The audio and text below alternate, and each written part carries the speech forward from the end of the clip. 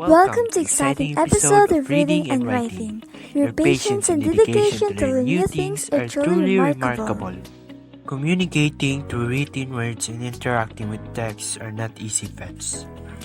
However, writing and presenting your ideas effectively seems to be a challenging one. Thus, learning to develop your skills in writing is probably deemed necessary in crafting your work beautifully and meaningfully. As we go along the way, take every opportunity to learn new concepts, ideas, and skills wholeheartedly. Everything that we learn from us can be applied in real life.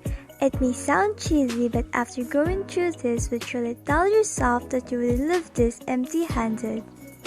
This will also help you progress to the challenge by equipping you with the necessary skills in thinking critically, selecting information efficiently, organizing ideas logically, and evaluating arguments soundly. In this video, we will talk about two types of pattern of development: comparison and contrast, cause and effect. But before we proceed, I'm your host, Kyla Manzanilla and Joshua Hortilano, where we share knowledge about the said lessons. So now, let's learn what is patterns of development. So guys, patterns of development help us sort out information and shape paragraphs or essays. They can help organize an outline reflecting the purpose of the writer. However, most paper will use a combination of methods working together in function of each other. We're going to tackle first about the comparing and contrasting. Comparing and contrasting are ways of exploring the similarities and differences between two things. Generally speaking, comparing is showing the similarities and contrasting is showing differences between two things that are related in some way. The purpose of conducting the comparison or contrast is not to state the obvious, but rather to eliminate subtle differences or unexpected similarities. For example, if you wanted to focus on contrasting two subjects, you would not pick apples and oranges. Rather, you might choose to compare and contrast two types of oranges or two types of apples to highlight subtle differences. For example, red delicious apples are sweet, while Granny Smiths are tart and acidic. Drawing distinctions between elements in a similar category will increase the audience's understanding of that category, which is the purpose of the compare and contrast essay.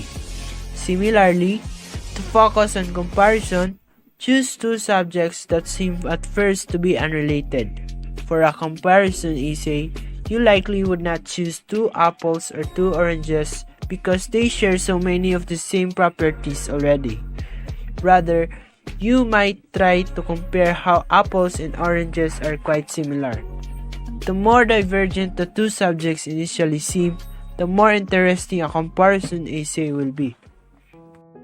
And now, let's head to cause and effect.